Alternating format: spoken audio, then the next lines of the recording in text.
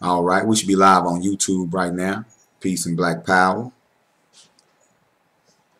Let me see something right quick, y'all. Let me add some text here right quick so people know who they dealing with. You know what I'm saying?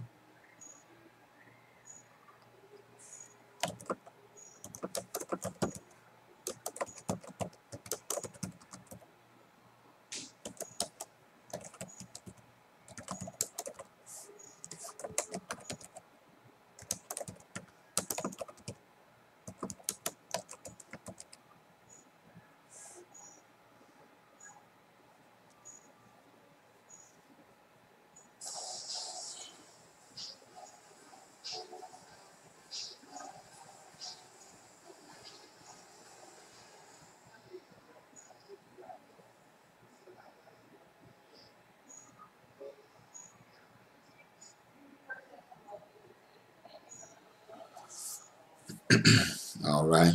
I should be live on YouTube right now. I'm live. I'm going live. You good though. It is what it is. So,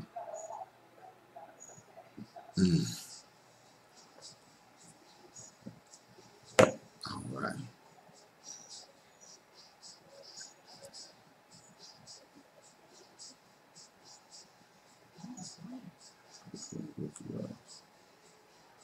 Book pages. What's that? What's that, bro? Shout out to Rama, by the way. Good brother. Good brother.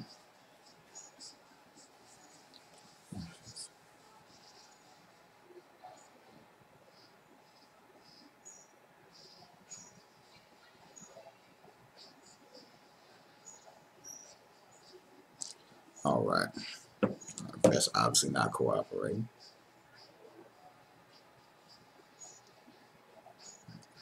Let's set the Facebook up.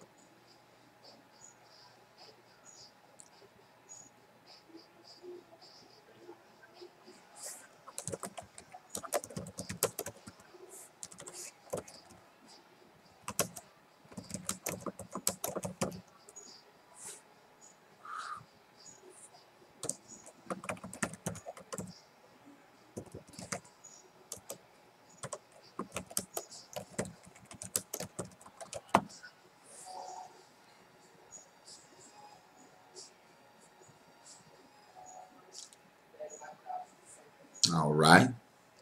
Peace and power, y'all. This is your brother Baba Amin Ojuwoke of the Uhuru Academy and the New African Temple. This is a late night build.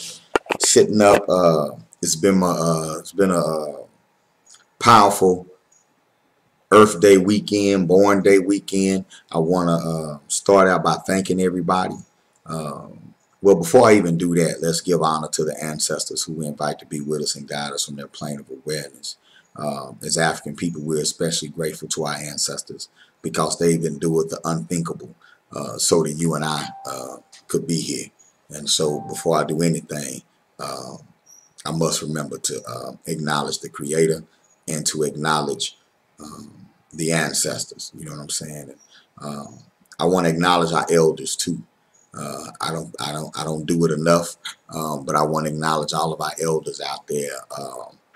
And you know, I want to thank you, particularly those that have been organized in my whole life, those that are that have been out there educating the community and sacrificing opportunities your whole lives. You know, you could have been doing anything else, and you chose to take the unpopular opinion that black people should form a nation of their own, or you took the unpopular opinion that black people should circulate the dollars in their community, or you took the unpopular opinion that African children needed African-centered schools, so you put your life on the line to make it happen.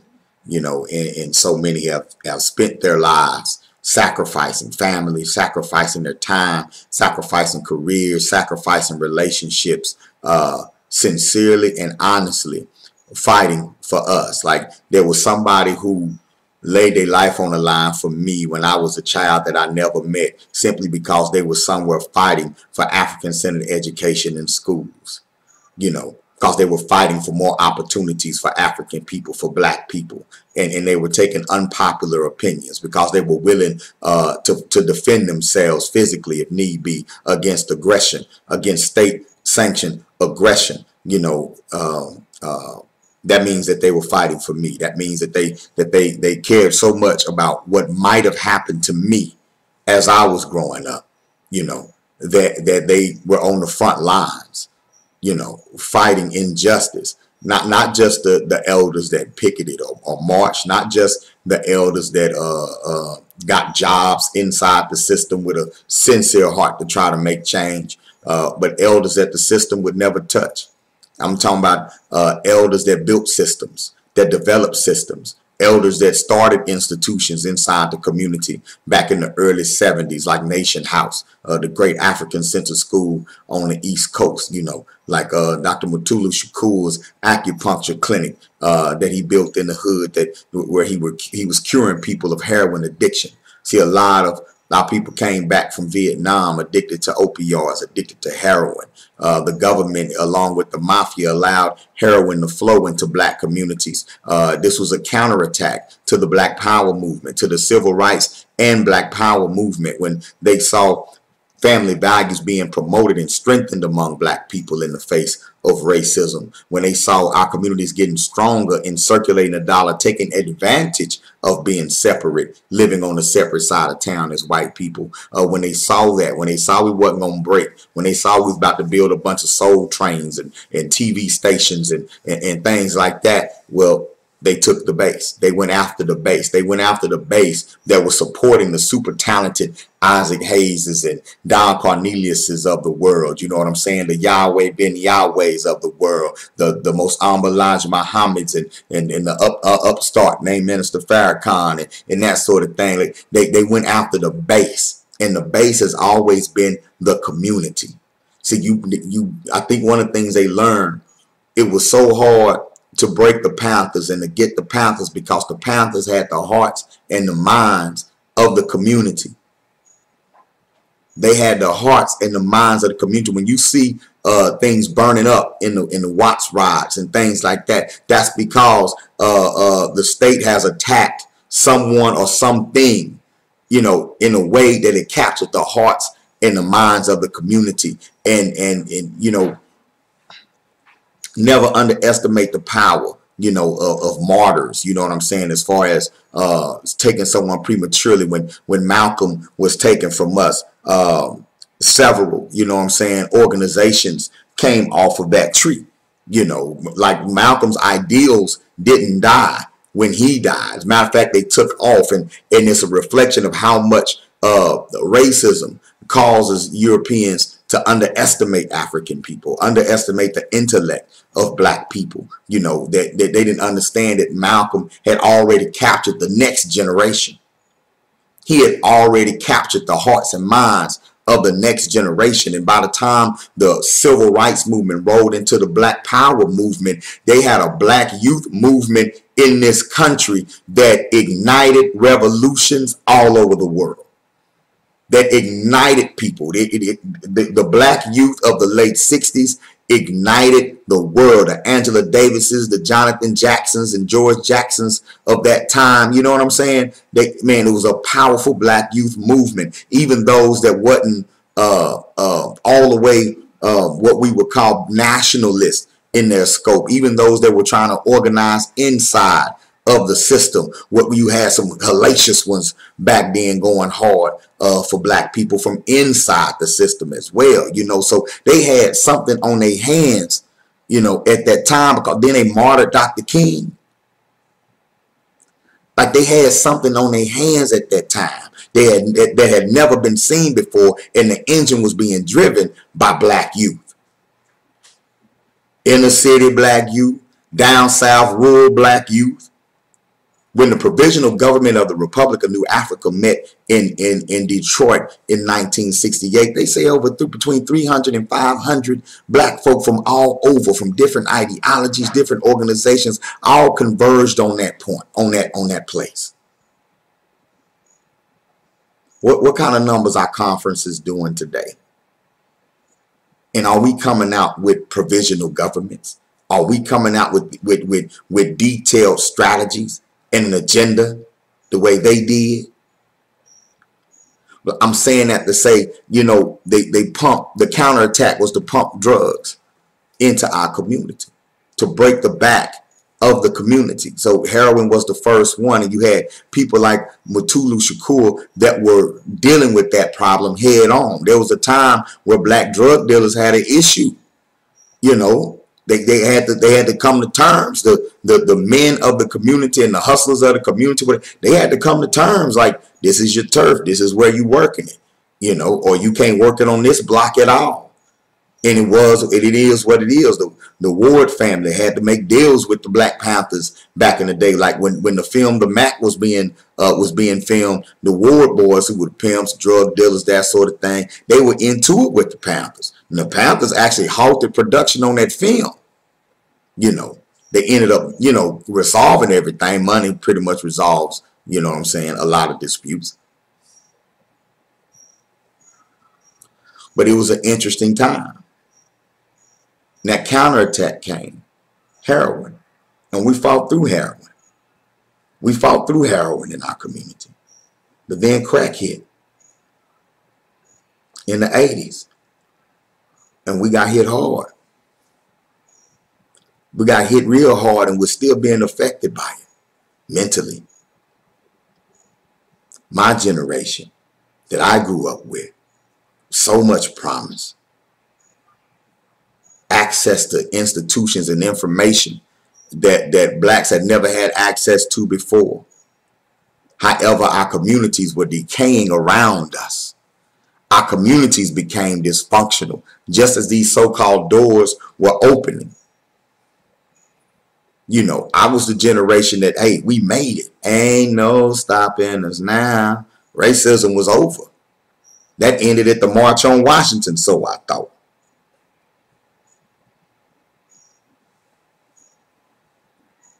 And we getting hit all kind of sideways and just blaming ourselves for it. Not worrying about where the crack came from. Not even asking them questions. Not even wondering about that. You know, it wasn't a big push around me about that. Just this new thing was here, and some people was getting rich and some people was getting strung out. Now you're happy to see people getting rich, but you're sad to see the other person getting strung out. So we start living with this dual consciousness in our community. A lot of us, not all of us. Some of us were straight gangster, some of us were straight righteous over here, but a lot of us were somewhere in the middle. Most of us were somewhere in the middle, somewhat indifferent. It's like, I don't sell no dope. That's selling poison to the people, but my cousin sell dope. I'm finna go there and see if I can't get $50. You know, he paid Amy's light bill last month. You know, he holding it down. You know, I hate that my little cousin out there, but he getting looked out for and he doing good things for you. So here come this dual consciousness that a lot of us had to deal with. Yeah, it's wrong, but it's a means to an end. You know, it's kind of the attitude. And maybe cats had dreams of coming up like, you know, Lucky Luciano or something, or mafia type dreams, and you know, and that sort of thing. But and then it's just my analysis. I don't know everything, right? That self-hate crept in. That self-hate creeps in. That little thing that's back there where we ready to go off on each other. Where we ready to take each other off of here. Not just on business. Not just on some mafioso shit. Not just you're violating my territory. No. I don't like them niggas over there because they live over there type shit. Now, I don't like that nigga, man. I ain't feeling that nigga. I want to take him up off of here. Like getting into wars with each other where there are no spoils. where you don't get, you know what I'm saying? Of course, there was some wars where you take over this block, but I'm talking about a lot of that shit, man. Come on, man. Then imploding, not being able to organize around it.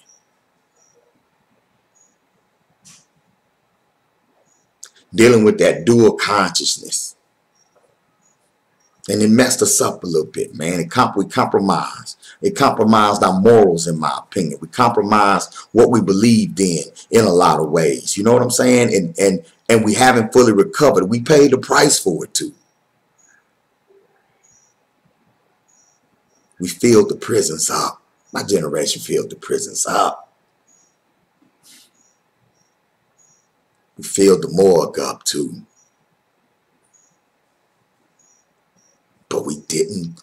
When you look at, you know, other cultural groups, they do it too. They kill each other. They fill the morgue up too. But you look up and you see another building pop up. Say, damn. You look up, you know, the homes are nice and they got communities still building businesses and legit money and offshore accounts and it's still in the midst of being at war. It's just certain lines they don't cross for whatever reason. You know what I'm saying? At the end of the day, culturally, the culture is bigger than the individuals.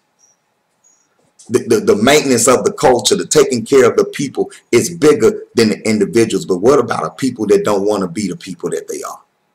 What about a people that don't want to be a people? What about a people that believe that calling yourself a people is racist? How many black folks you heard say, you know, I don't want to be known as a black man, just as a man? You know, I don't want to be identified. Why do we need these labels? I'm just an American. And that made it, they made that our goal. Our goal was to be an American. Our goal was to get out of the community, not to build the community up. I wasn't trying to fight crack. I was trying to get away from crack and away from anybody in my family around me that was on crack. A lot of us was in that mindset. Let's just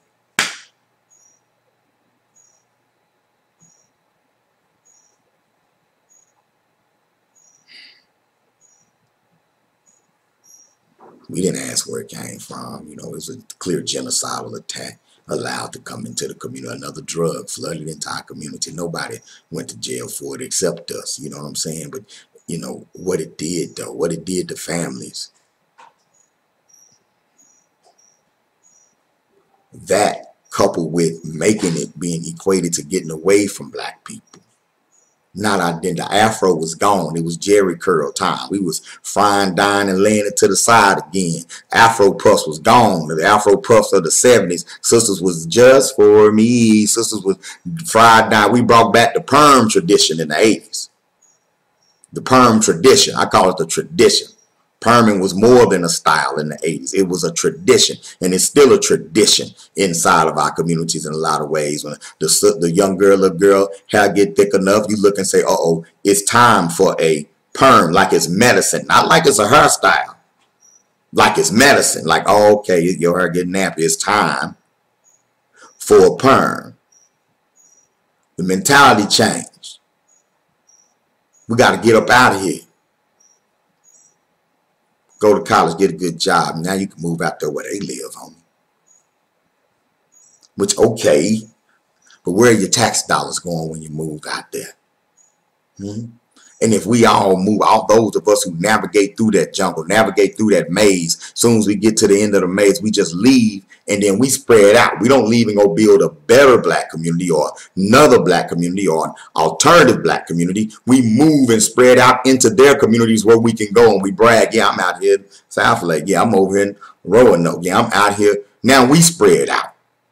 We'll come together to celebrate every now and then at a white-owned restaurant. Or maybe we'll go to old black restaurant. And we'll throw a few dollars down and then we go on back out to the Roanoke where you go to the corner store, tax. When you're paying property, tax. You're getting your gas out there. You're doing your grocery shopping out there. You're moving your dollars out there. But are you truly a part of that? While the community you grew up in continues to be vulnerable, continues to be attacked. But when you don't want to be a people, So then accountability. Nah, I'm just following the dream. I got mine, you got to get yours. I'm just following the dream. I get my degree and I get a good gig or whatever, and you got to get yours. I'm following the dream. You need a dream too. A good message. But are our children getting the education that they deserve? Did we get a lesson? Did we get taught? Did we actually get taught a strategy that weakened our community? This so-called integration weaken our community or strengthen our community? Did we trade in having successful individuals? Did we trade that in? Did we trade in being successful as a people for having uber successful individuals? We'd rather see one Oprah than 10 Oprahs with 10% of Oprah's wealth each. Because that's what community economics does. Community economics creates multiple smaller micro Oprahs, right? Community economics creates micro Beyoncés, not just one Beyonce that makes $100 million a year, you know, but you can have 10 Beyoncés making $10 million a year. And see, group economics understands that that's more powerful because you have 10 people they can reach, 10 people they can reach. You understand what I'm saying? And you're strengthening communities at the same time, right? I'm seeing some of y'all's comments now. I'm getting to something though, okay?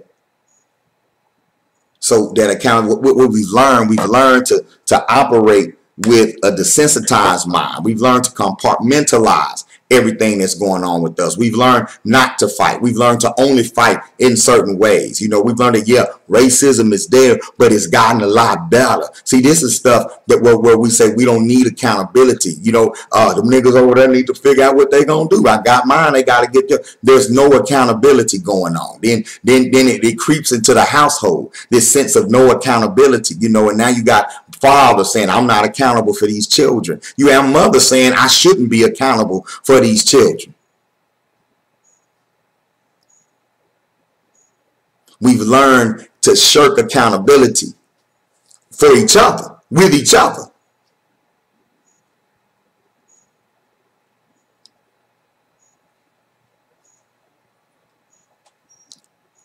We've learned that it's okay to wish for a black person's demise. That's not a sin. That's okay. We want to lynch each other too sometimes.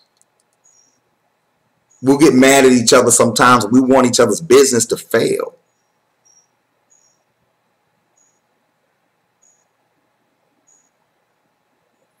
I had people get mad at me that wanted me to fail after they became mad at me. Not that I did anything to make them fail or no.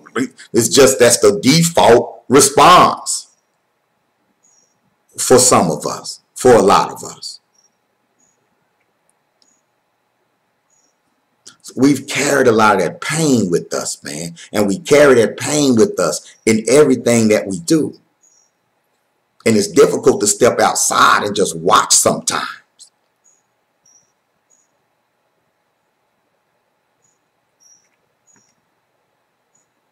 We've lost our identity, a key aspect of our identity, our ability to forgive one another, our ability to trust, and not just trust, but operate on a set of principles where blind trust ain't necessary. When you got a code, trust ain't necessary. You following the code. But it has to be well defined. What is it today?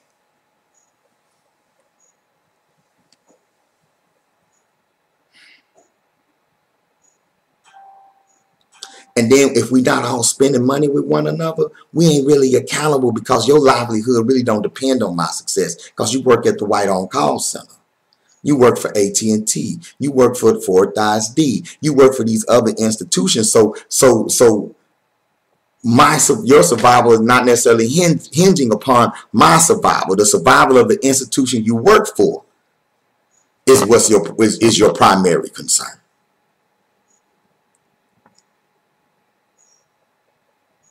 When we talk about politicians and black politicians, and they're not doing nothing for the neighborhood, but you didn't put money in the campaign. They work for somebody. You voted for them. And maybe you didn't vote at all, but you voted for them.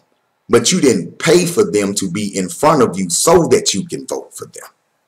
They're not being paid by the successful people from your community. The successful people from your community are not financing campaigns for the candidates in your community. Do you understand what I'm saying? Like the successful people from your community no longer live there. They live somewhere else. They're voting somewhere else. So now the successful people in your community are people who ain't gonna get out there and vote. No way. The people with the means to finance a candidate in your community ain't interested in no candidate in your community, because they making their money underneath the community, not they making the underground money, not the above ground, because them the ones that stayed. They didn't leave. Double consciousness again. Who the sellout? Here go the confusion. Who's the sellout? Is it the one that got the hell out, or is the one that bring the hell in? Or is it both?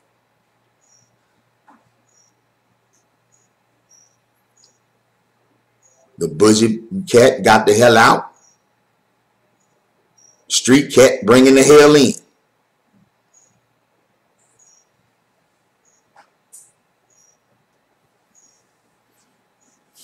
I'm just speaking from spirit. Peace, Carmen, Ashe, Africa. I turned 46 today, and I want to thank everybody for the born day wishes. You know, everybody that came and had a good time with us on Saturday night. I want to thank you all for coming out. I want to shout out to the MVP Barber Lounge for allowing us to be there and have a good time. Oh man, former students came through. You know, shout out my boy Dinga, you know what I'm saying? I mean, been knowing him since he's about 8 years old. One of my first students, Butler House, I'm talking 91, 92, you know, rap junkie, you know, just great to see. My niece, Anna, came through, and just great to see everybody. And you know, you can't help, every time you get a solar return, you reflect a little bit. So I've been reflecting on a little something today. Over the past, I've been working in my community for about 27 years.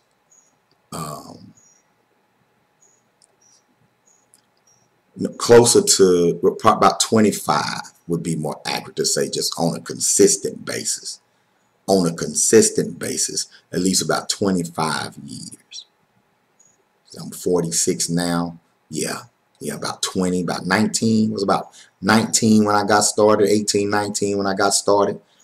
Teaching in Butler Housing, along with Ricky Clark, and shout out to Ricky Clark, one of the greatest teachers I've ever met in my life. Taught me how to teach, you know, and I was a teacher from day one. You know, I went out there, I had studied under Dr. A.J. Stovall at Wiley College for 1 semester, you know, and came back ready. But just reflecting on from that time to now, man, that's a long time. That's a long time. I went and did some mainstream things, man. You know, I went and did some artist development. I went and did some music myself. You know what I'm saying? Did some ghost writing and that sort of thing. Still, I was still pro-black. I was still active in the community. Whenever I was back in Fort Worth, you know, we did some traveling and things like that. Shout out to my boy L.O. to G. You know, East Side. Shout out to Pup 26. Kevin Smith, Dallas Cowboys. Shout out to Patrick Bates. You know what I'm saying? Raiders, Atlanta Falcons. You know, NASDAQ. Shout out to Zeno G. You know, the whole crew. My boy Al Diaz. You know, we shot our shot. We shot our shot back in the day. You know, and I met a lot of interesting people, man. My life has been a movie, really. But I've always been engaged in this movement in some shape, form, or fashion. I've always either done music or worked with youth. Always. So y'all have a lot of experience. My years may be 26 years in it, but I probably have over 40 years worth of experience because I wasn't even like I was working regular 8-hour days.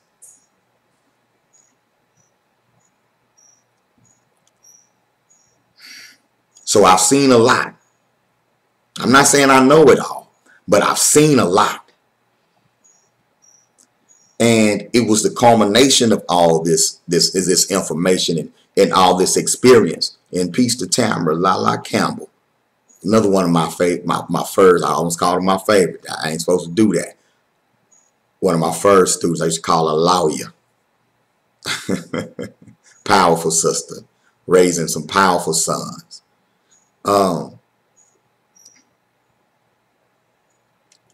So I've learned a lot over the years. So the past few years, I've been trying to implement what I've learned. Like, don't believe the hype. Like I'm just I'm not running around like a chicken with my head cut off and just heart bleed and giving everything away. That is not what's happening. This is a strategy. This has been a strategy the whole time.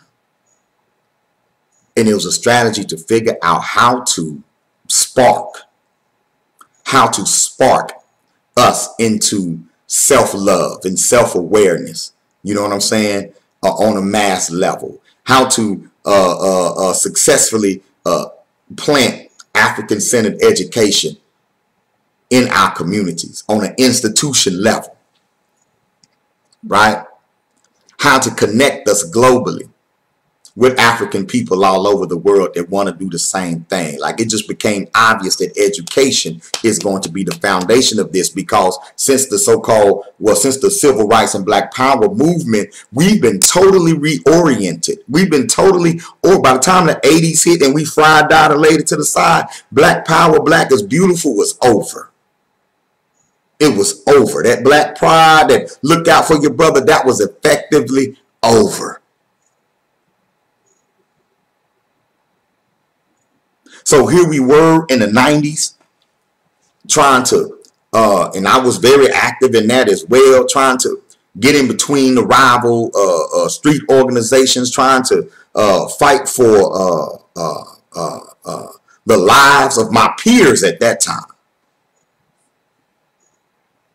You know, still trying to educate the next generation that was coming right behind us, saying, look at the mistakes we make, and y'all don't need to make these mistakes.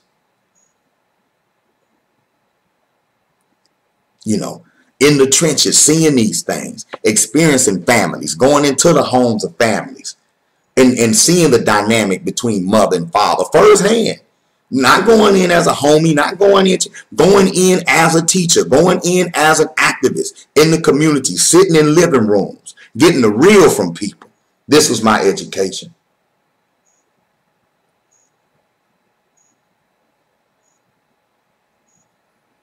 Yeah, Rafi, I agree with that. We're going to get to that. But there are certain sicknesses that a lot of us are dealing with across ideologies. And I'm just giving you a little bit about my background, let you know I'm qualified to analyze it.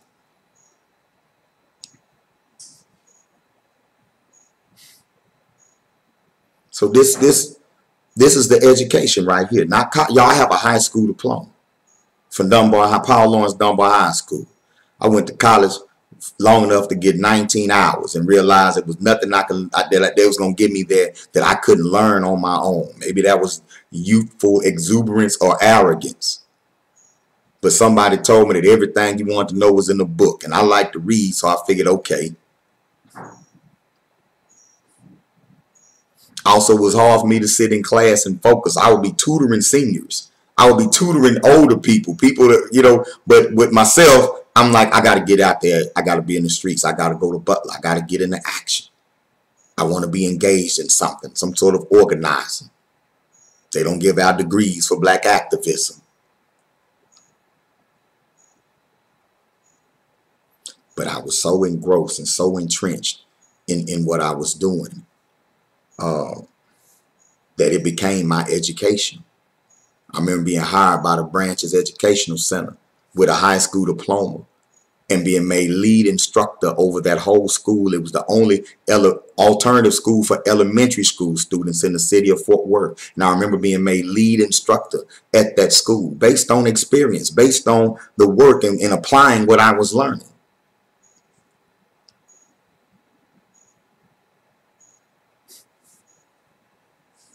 So I've seen a lot. This was back in 95, 96, 97.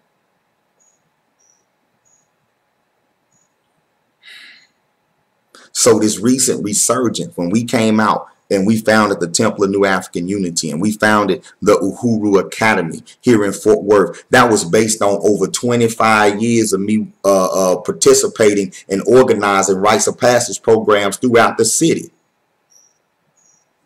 It wasn't a fly-by-night idea. I know a lot of people's like, where he come from? When we brought Uhuru Academy on the scene, where he come from, man? I came up out the mud, how the young people say. I came up out the hood, like they like to say. I came from the trenches. I didn't go to college, get a degree in African-centered studies, and then come back to the community and start a rites of passage program. I read some books. Then I got with a brother who was a college graduate who had access. He had keys to the community center. You know what I'm saying? And I brought what I brought to the table, and he trained me based on what he learned in college. He trained me on how to teach, and we developed something that's still powerful today, that has changed lives in Fort Worth, changed some lives that are watching this video right now. I got to be an understudy and then an equal partner to this brother. He trained me to be just as good as him.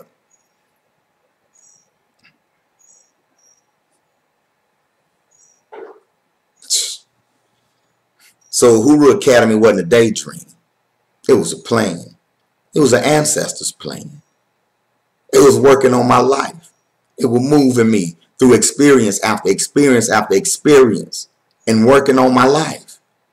And the Uhuru Academy is the culmination of that.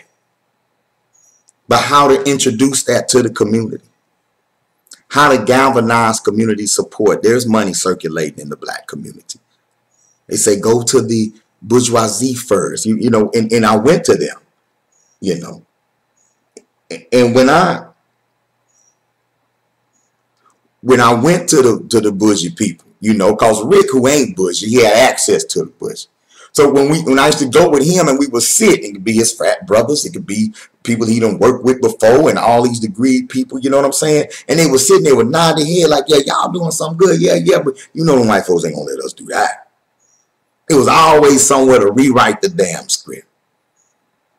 It was always some Negro at the gate that wanted to rewrite the script. They wanted to take the sugar out the Kool-Aid. They wanted to take all the flavor out of what we was doing. They wanted to take all the seasoning off the chicken.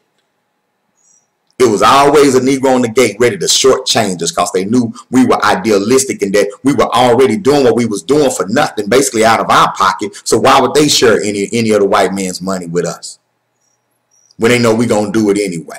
So they get the contract, open the door to let us in. We do the work. They getting the lion's share of the money. Yeah, we've been exploited by our own. We've been absolutely exploited by our own. I've been through that. I've written grants. I've sat in on the writing of grants. I've seen that. I've seen what you have to do to get them. I've seen the relationships you have to build and how you got to struggle to maintain it. But as long as your bottom line is true love for your people and independence, building independent institutions, it's not in their best interest. It's not in the liberals' best interest. It's not in the conservatives' best interest. I'm not being militant when I say it. Tell us to y'all. I'm telling us to y'all because I've been at the table. I've been there. I've seen it with my own eyes. So when we implemented the strategy with the Uhuru Academy, the strategy was we're going to go to the masses. We're not going to seek a grant because we won't be able to maintain our identity. We won't seek a charter because we won't be able to maintain our identity. Not only that, we need to get out here and see if we ready. Are we ready as a people to finally say, if you're mistreating my child, I'll take full responsibility for my child. If you're not going to teach my child right, you're not going to treat my child right, then I'll take my money and I'll build something to educate my child with. Oh, if y'all not going to give us the truth, then we going to get out here and build institutions. We're going to use this technology. We're going to use everything at our disposal to get the truth out. Had to see. It just felt like it was time. Now, 2009, 2010, it just felt like it was time. I mean, of course, you had the Obama wave coming in. Everybody was feeling a little extra black. I said, ooh, that's the opening we need, you know. Everybody, you know, a lot of conscious cat was bashing Obama. Then I'm like, shh, Obama might be that bridge, man. That might be, get in this, talk about how beautiful it is that you got a dark-skinned first lady in the White House. And yeah, then you could segue into something else. So I rode the Obama wave. So I said, you know what we need? We need to create more Obamas. Do you think M.M. Walton is creating Obamas? Do you think Morningside Middle is interested in creating Obamas? They're interested in creating prisoners. They're interested in creating slaves. They're interested in creating a permanent underclass. I'm not talking about your principal that you love or your teachers that you're crazy about. I'm talking about the curriculum and the institution, the school district itself. It's in partnership with the juvenile justice system, okay? It's the juvenile justice system's biggest source of inmates. And do you think the juvenile justice system is open wishing it was empty? They don't get no money if it's empty. I know because I've worked with the juvenile justice system and I've worked with the schools. I've seen the relationship up front in personal. That's why when people say ain't no school to prison pipeline, they don't know what the hell they talking about. They ain't been on the inside. It definitely is a school to prison pipeline. So I'm like, maybe this is the window. Let's jump in here, and we're going to jump in here independent, Uhuru Academy. I was going to call it Rites of Passage Academy at first, but I went with Uhuru Academy. Let's go. Let's do it. I had enough allies in the community that I built over the years, you know. And now, most importantly, I had a powerful woman by my side that was ready to hit the ground running with me. We're going to walk on faith together, as the Christians say. And we launched the Uhuru Academy. I ain't going to get into a lot of details, but over the last 8 years, we've inspired a lot of people. We've inspired a lot of people, not because we've made a bunch of money, because that hasn't happened. Not even because we've reached thousands of children or nothing like that. We don't even have a brick and mortar building at this time. We inspired a lot of people because of the energy that we brought to the table. The sincerity that we brought to the table, the passion, the willingness to suffer that we brought to the table, the willingness to accept less, the willingness to go with the cash card if we need to and cut the amenities and the luxuries if we need to, the willingness to just have to up and move if things slump and we ain't got the money for the bills, to always be prepared to move around, the willingness to do what we had to do to maintain ourselves and maintain our families while establishing this institution at the same time and approaching the institution with pride, with strength, not no punk shit, approaching it with pride and strength, saying, no, we can do that. Oh, you just gonna teach every grade? Yeah. Yes, I'm gonna teach every grade. Yeah. What? No, we gonna graduate our own. No, we're not going pre-K through. No, because the way we was getting them, because we was inside the neighborhood, somebody, I'll say, I'm just going to do 3rd grade through 6th grade. Then somebody come in and say, I need help with my 8th grade. I couldn't say no. I need help with my 11th grade. I couldn't say no. All right, we all grades, because I know I'm not going to tell anybody, though. I knew I wasn't going to tell any youth that was going to come in there, any family that was going to bring their baby in there. I knew I wasn't going to tell them no. Now, the family going to have to be held accountable. That means you have to subsidize it. You have to subsidize it. That's your accountability. I have to live. I have to eat. So you have to subsidize it. People were critical at criticizing it first. Why he charging? Why he charging? Who's gonna pay for it? Your successful people. Let me go back to the one that got the degree and got the hell out. He wasn't gonna invest in the school. He wasn't trying to invest in your child. Oh, and the one who got the money in the hood, who brought the hell in, he wasn't really trying to either. We had one, though. We had a couple of them. We had a couple of them help out with a little something. I had a few bourgeoisies help. I'm not saying everybody. I'm just saying not enough to make a huge impact or a huge difference. So I had to go to the parent themselves. And I had to convince the parent that the child is worth investing in, that there's $250. Y'all go find a private school that's going to teach you about yourself for $250 a month. That's what our tuition was when we first started. That $250, you know what I'm saying? That was your task. Come up with $250 a month. Ooh, that's a lot. Some of y'all like, ooh, Bob, I can't afford no $250 a month. Think about what you make and what you do. Now, if you don't make no money, I'm not talking to you. But if you're a working person, think about your budget. Look at your budget. And enough of us can find $250. Some of the sisters, some of y'all hair costs more than $250. Some of y'all, if you just fell in love with natural black hair, you could have paid a Uhuru Academy tuition in 2010. Easy. Easy. So that's who we have to appeal to. That's who we have to go to. But at least if we go there, it's just a paradigm shift. Instead of the 200 going on the weave, which is an Asian-owned business, right? Instead of that going over there, now it's coming over here to the school. What are you getting out of it? You getting a child that was running around tearing the damn school up, that's now coming home and all they can do is talk about school and they can't wait to go back. And sometimes parents will look and say, but you don't got the computers. You don't have this. You don't have that. No, but I had your child hooked on learning. When they was in the place with all the damn computers, they couldn't get them to read a book.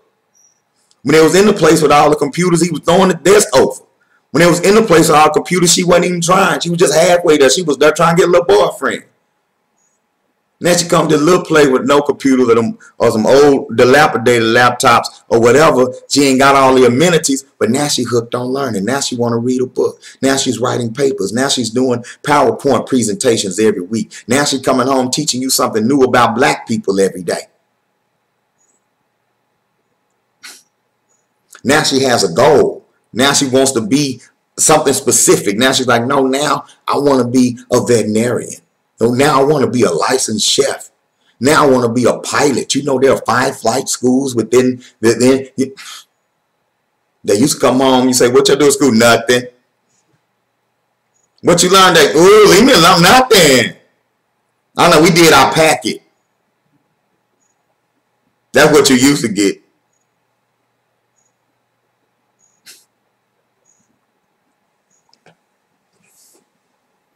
Man, a lot of people.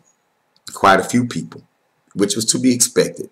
Well, no, I ain't gonna lie, it surprised me a little bit. A lot of conscious people who had good jobs, not all of them, okay? We got some great parents, we got some IT parents, some project manager parents, not all of them, okay? But initially in the beginning, them 6-figure conscious folk was like, ooh, y'all in the back of that school. No, yeah, I know the African plays by heart too, but no, he's going to stay at Crowley. No, yeah, he's in the band. You don't have, yeah, nah, yeah, Black Power, but you know, shit. Yeah, no, not full time. Y'all gonna do the little camp thing in the summer? Oh yeah, that's school powerful, powerful. That's the spirit of Garvey, brother. That's the spirit of Garvey. All right, man, when you gonna sign your baby up? Oh, you know, he's in this engineering program now. It's well, you know, she's in the nursing. When you get your engineering program, call me. Okay, you gonna help me set it up? Black Power, gone. And he an engineer. But when I get mine set up, I'm not a damn engineer. I've had engineers tell me when you get your engineer program set up. Chefs tell me, well, when you get your culinary arts program set up, call me. I don't know culinary arts. No, when you set up your culinary art program, chef, call me. When you want to set up an engineering program for black children, engineer, you call me. I can help you get to the community if you want to teach your craft.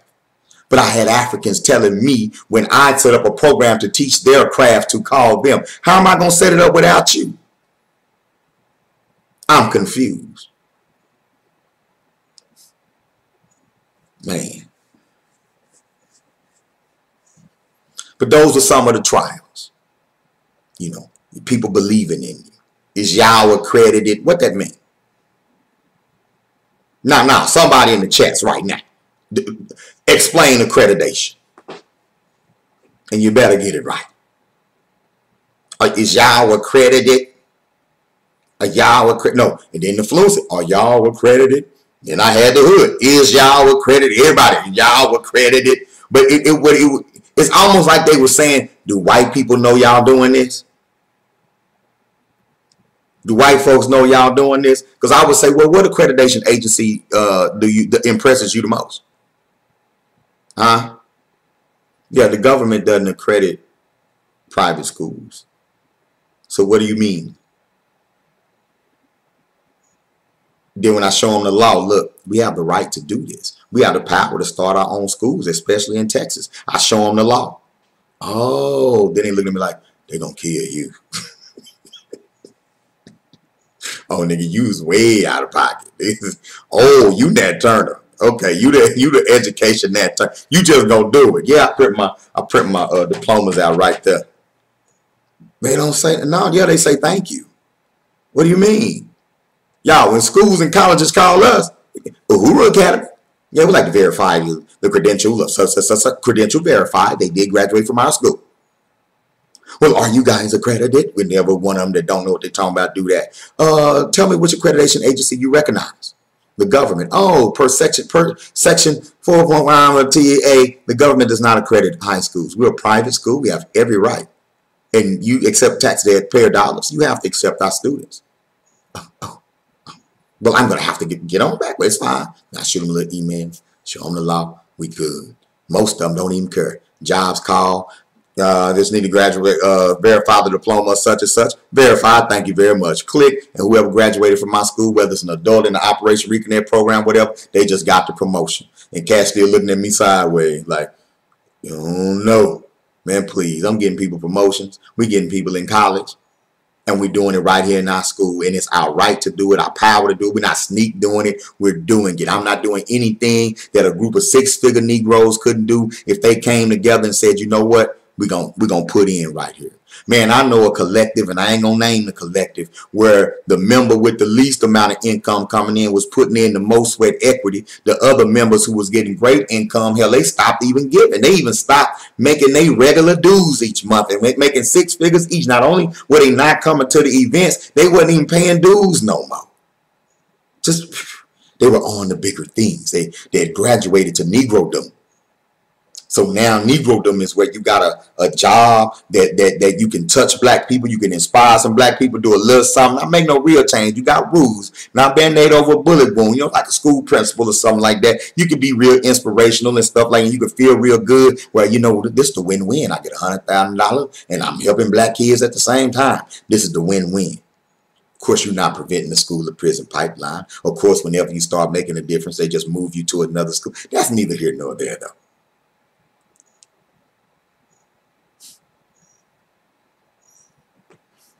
Grassroots organizations, you like, I'm not with that no more. I get a lot of Africans telling me, oh, I'm on something big now. God damn, we were small. Like, why you said you was gonna commit to doing this and this with the temple. You was gonna commit to doing this with. Oh, I'm on some new stuff now. Did you know we really Hebrews?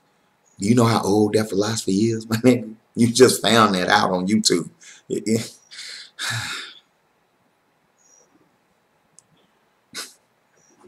So we came with Uhuru Academy. Then we say every community needs a spiritual center. But we said we're going to start a spiritual center that's going to be interfaith, though. We need a place where after we all go to our church, our mosques, go to our temples, whatever, where we can come to, and our only religion to be black people coming together. A place where we'll learn forgiveness, a place where we'll learn our history, a place where we'll learn about our walk with divinity, our common walk, you know, and we'll learn a source of these religions, so-called religions that a lot of us practice, you know what I'm saying? Not in a hate kind of way, but in a way that'll make you go back and take ownership and strengthen what you believe. Temple wasn't about making somebody not a member of the Nation of Islam. It was about making somebody accountable that's in the Nation of Islam, empowering somebody in the Nation of Islam to go back to mosque on fire, to go back to mosque like, no, we finna get out here and sell these papers. Now we finna get out here, and I'm gonna tell y'all something, my Nation of Islam family, assalamu alaikum, I love you. It worked. It worked. When the Uhuru Academy came on the scene, my first students was from a Nation of Islam family. And you know, when your whole ideology is we need to have our own schools, we need to have our own businesses and that sort of thing, and that's not happening amongst your collective, you can get convicted. And my goal was to convict people. My goal was to convict every nationalist organization. I ain't got no job. No, I'm trusting y'all. I ain't working for nobody. I'm trusting y'all. I'm finna start a school. And it'll only work if you work it. We're going to start a temple. It'll only work if you work it. We'll start RBG Family Weekend. We're going to go, and my wife, we were performing at if it was an event, we was there. If it was an event, we were there. We were performing. We were pushing the message, supporting everybody's movement. We hadn't started anything. Before we started anything, we was in the hood. We were in the conscious meetings, in the bookstores, supporting everybody's movement, taking our little shine when we can get it. Get up and do a song, breaking cycles. Then we had Sundays on Lockwood Temple, though. We had Sundays at the Doc Bookshop on Lockwood Temple. And Temple was attracting people from all over. Y'all should have been here for the first solutionary panel we did at the Doc. From the back of the store to the front of the store. Nothing but young people trying to learn solutions, trying to find solutions to our problems in the community.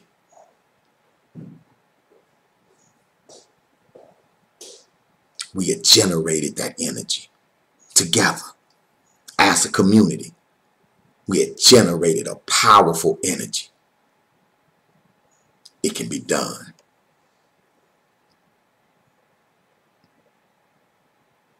But that energy is fragile as hell. One thing I've learned is that it's fragile. That when you get that momentum, every decision you make is important because it's fragile.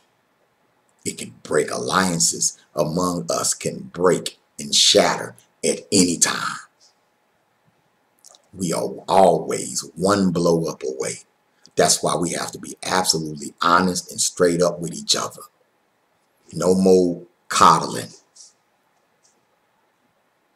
Because we'll build something beautiful and you're always one blow up away from it falling apart. But let me tell y'all something about the energy we generated around here and the energy we continue to emanate around here. That even when people stop working together, they still working. And that was always my goal.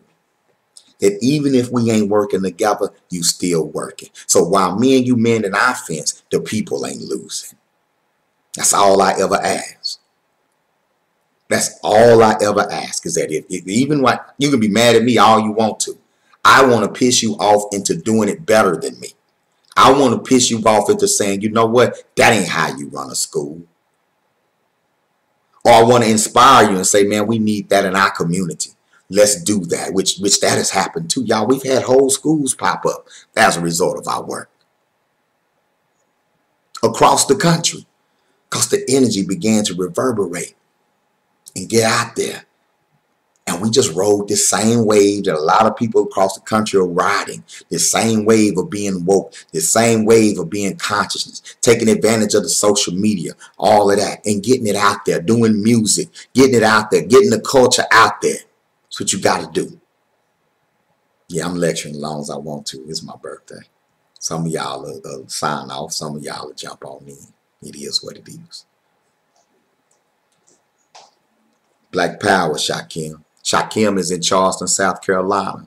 Just opened up his own leadership academy. Just opened up a school for the community, an African-centered school. And he's in the comments, brother, in South Carolina, a prominent activist out there doing his thing. Inspired by what we do.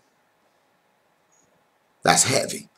And when you know that people are looking at you, when you know that people are being inspired by you, you're accountable for your actions.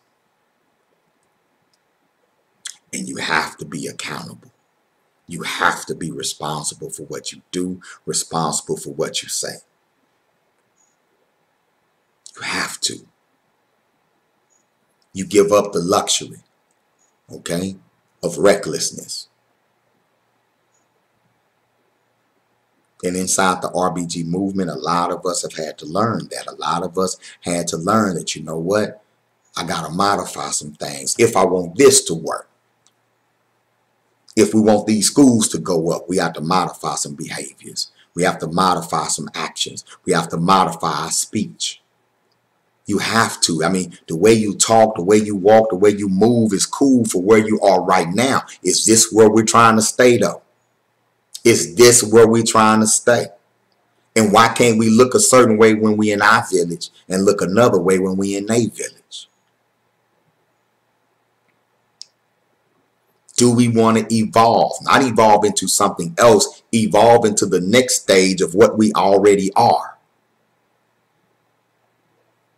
Are we willing to challenge ourselves now that we felt that euphoria? Now that we felt it, you know, what it feels like to be around African people that want to love on black people. Now that we know that those Africans are out there, what are you willing to do to take it to the next level?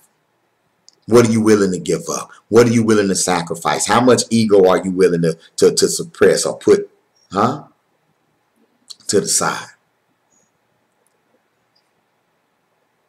Especially when you find out that you ain't in a moral position to maintain it. I'm accountable. I'm holding myself accountable. When I say moral position, I don't mean necessarily doing nothing dirty. It could be like me, I'm not exercising enough. Maybe you're just not taking care of yourself to keep yourself in top shape to handle what's here.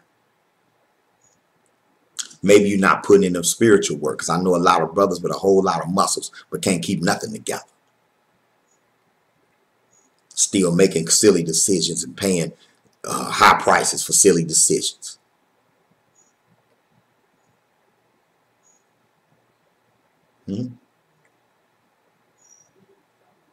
It's accountability time.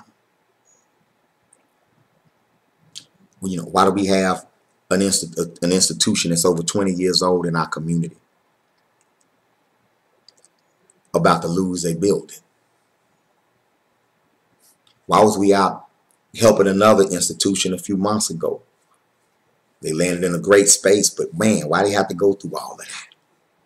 If we kings and queens, if we gods and goddesses, if we woke, we got to look at ourselves and reorient ourselves. Like, you know, I had pro-black people mad at me because I had white folks in my building. It was a rap battle, and you know, young youth of all races gonna come to the rap battle, you know, and we're making money in our building, renting it out, you know, to people to do their events, you know what I'm saying? And this was a good, consistent event that was going on. And niggas was conference calling and talking about, you know, why you got white people in the thing, and man, you should at least take down your flag. I ain't taking shit down. Why would I take down my flag? Because someone of another ethnicity is in my establishment. They need to see that flag the whole time they in there. But I'm sitting, I'm listening to this kind of talk, and I'm like, do y'all think that we just gonna make money with black people? What's going on? And then I'm thinking, wait a minute, I don't work for nobody. Who the hell y'all work for? How y'all get to work for white people and I can't get white people's money? How you get to go get a job and work for white folks? That's when I saw, that's the early sickness I saw inside of our movement. Was that, again, that accountability, just like the guppy, the bluppy or whatever, has rationalized in his mind why he don't need to live in or invest in the black community. Just like the drug dealer has convinced himself that he's a hero even though he's selling crack to his own mama. In the Black Power community, I saw that it was okay as long as, you know how if everybody necklace is fake, then ain't nobody gonna say nothing. We can all wear fake necklaces. It was all right to be a nationalist on a regular old job with no plan to get off of it. And you can judge people who are trying to be nationalists, be owners, build institutions, and work for self. You get to judge them. based on what they do. Because I guess you already sideways mad that you got to get up and go check in, and I don't. That I got the nuts to get up and take care of my wife and my 8 children without punching a clock, punching my own clock. Because I'm exercising that aspect of nationalism, you was waiting on something to judge me by. Yeah, them crackers all up in the building. Like you don't have crackers all up in your life. All up in your survival. You know, cats start barking. I'm blacker than you. I'm blacker, black. Whenever I don't fuck with no cracker, blacker, fuck. I don't blacker, shit. Filling out applications on Monday.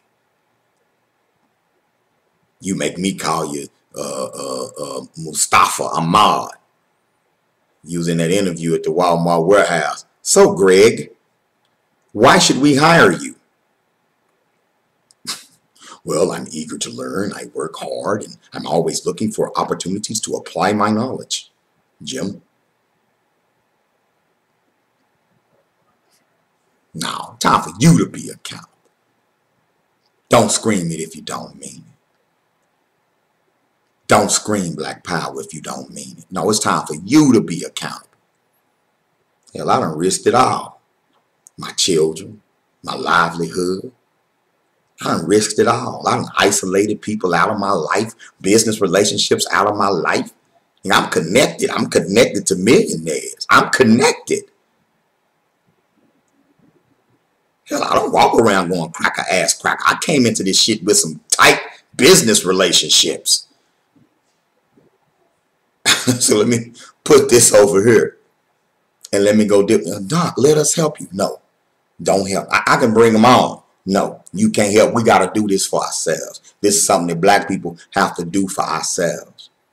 Uhuru Academy, Temple, off limits from white help, Mexican help, Asian help, because I have access to all 3. Nah.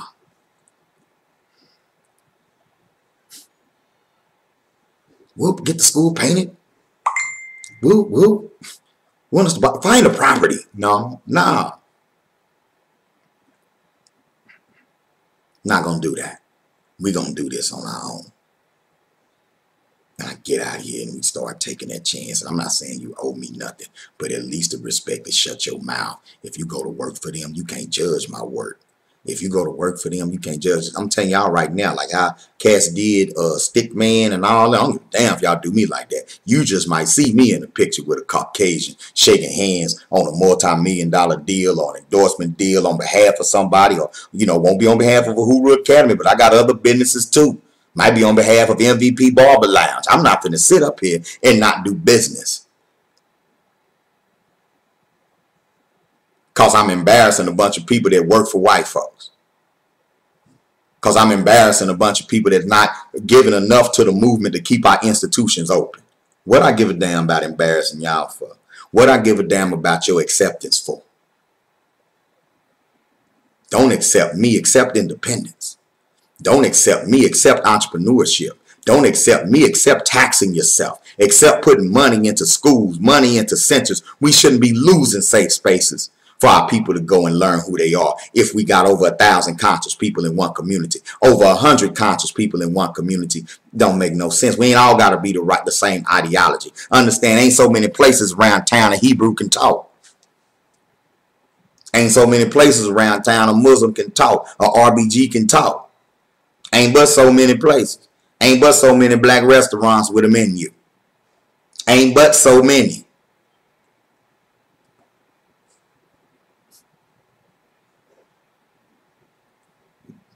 Some of y'all sitting up making $150,000 a year thinking you buying black because you went into the Doc bookshop and bought some earrings. That went on toilet paper. That's gone. But you heading on the way to Neiman's since it dropped 400, 500, 600. Man, I remember when we had Nubians, when I had my buildings, we did a youth entrepreneurship expo. Yeah, I'm going to tell it. And boy, the community shows up, right? Community shows up. The youth done set up booths and everything. You know what I'm saying? And they doing their thing. And Community coming in, they spending $2, $5 at a time, and you can feel the vibe. Like it ain't a Foot Locker vibe. Like when you go on a Foot Locker, you know this is going to be $150, $200, $250 trip. It wasn't that kind of vibe. I'm coming to do the charity with the little niggers, and we're gonna give them $10 and $20. That's good for them, and it'll be nice. And then we're gonna go and we've done our black thing for the month. So that's the kind of vibe that's going on. Now, that's product being sold. You could have came in there and spent $100 easy. And I saw people in that I know have $100. So I ain't tripping. And people had time to save, right? So it coming up. So all of a sudden this white woman come in. It was a game room next door to us. This white woman come in, right? And it's this white woman that, you know, and I admit, you know, I had an attitude with her because I was like, yeah, I don't want y'all coming out in my store. And I had an attitude with her. I tried to treat her like a tourist. You know, I wasn't overly rude. You know what I'm saying? I just wasn't overly friendly. You know what I'm saying? And man, when she came in, and there was a few people, and not everybody, a few people looking like, how you gonna let her in here? What's she doing up in here? Somebody they came up, what that white bitch doing up in here? What that white bitch doing up there? We can't be doing like that. What that white bitch? And I'm thinking, okay, man, that white bitch spent $400. She spent more money than everybody black in there combined, and she was not a rich white woman. She was not a rich white woman either. Can't pull her white. Was she white? She had everything. No, She had some money to spend that day. It was on her little hard to do something, and she spent $400, and she was just like, everything's cool, and left. I know y'all don't like to hear this kind of shit, but you should read how Marcus Garvey talked about black people, since y'all like to claim him so much. You should read some of them letters he wrote to white folks. I mean, it was strategy, but he was on our dog ass, though. It's like he's basically saying, cracker, you're right. We ain't shit, and you just let me work with us. Oh, man. So that kind of ignorance, you know, kind of started festering, you know, inside the movement. You know, that kind of, now I gotta show how black I am. I gotta be blacker than black. I gotta be able to say F the police, and, you know, like I can express it, but you ain't doing shit. You ain't gotta do shit. But if we all just express it, and then we make the litmus test on how hard you express it, fuck a cracker, nigga, fuck a cracker, that's good. But behind the scenes, what are you doing? What are you in the mirror doing? Are you working on you? Or are you getting high on this attention? Are you getting high on this image? Are you just like, oh man, I get to be Malcolm X on Facebook. Ooh, I get to be Fred Hampton, the Resurrection on Facebook. Ooh, I got followers. I get to be a scholar on Facebook.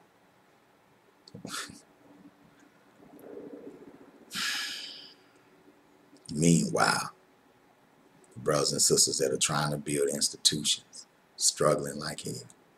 Struggling. And then we can't even give each other monthly contributions. That's the thing. Like, I'm pissed because I can't give like I want to give. Some of that is me needing a budget. I guess I need to pull the belt even tighter than what is already pulled. You know what I'm saying? Like, gang, I already don't. Anyway, I ain't gonna even talk on all of it. But, you know, not, you know, that, but shit, you know, it don't come in consistent like that. I want to make a promise I can't keep.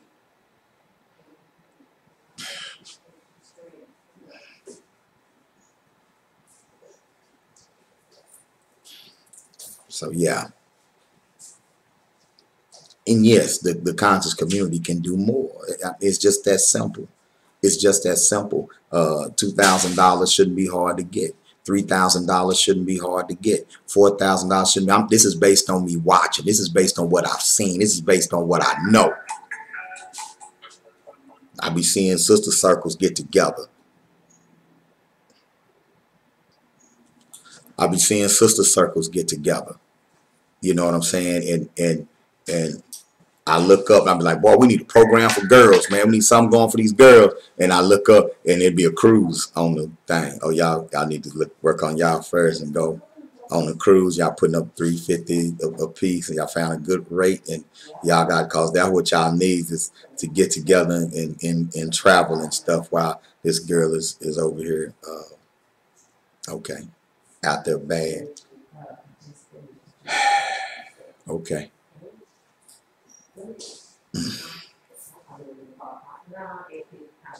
But it's forever forward.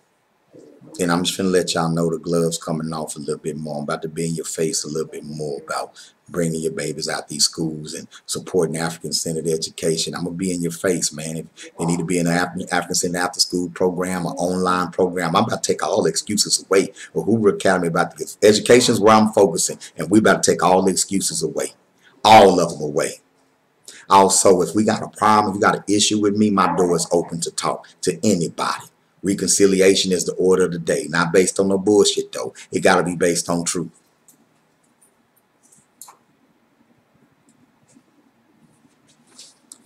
We got work to do, but it's beautiful work. But I need more of y'all to get involved, and if you can't get out here and play, you need to pay. You need to put something in on it, man. I'm going to say it. The other ones don't want to say it. They want to have pride, but we not going to sell Ankh earrings up on some land. You got to stop scaring off your own people with your attitudes and with your speech, screaming all that old crazy shit that you ain't going to do. Kill a cracker, you ain't killed one. Not one. Shit. Damn. Yeah, but when I say aggressive, we got to be intellectually aggressive as well. We got to be smart. We got to make strategic coalitions. We got to get up out of this nigga ain't real, this nigga is fake. Man, please, I just need you to be real enough to get what we need to get this program off the ground. You protect the information the way I'm telling you something. Betrayal comes from within. It comes from the inner circle, not the outer circle. Okay? Them little fake motherfuckers that you don't let in, they're not who's going to destroy what you're doing. It's going to be the person sitting next to you if y'all don't keep it tight. If y'all don't respect one another, listen to one another, communicate with one another. That's where the breaches happen. On the inside, not on the outside. And it be a bunch of real niggas splitting up. Oh, here I come. I gotta go. We got a family deal to deal with. I gotta go pick up my daughter. I love you. I don't mind telling you. We're going to talk more. I'll see y'all in the morning with the morning bill. I hope you got something out of this. Don't be depressed. We going to win. We going to win. But we got to be accountable. Black power.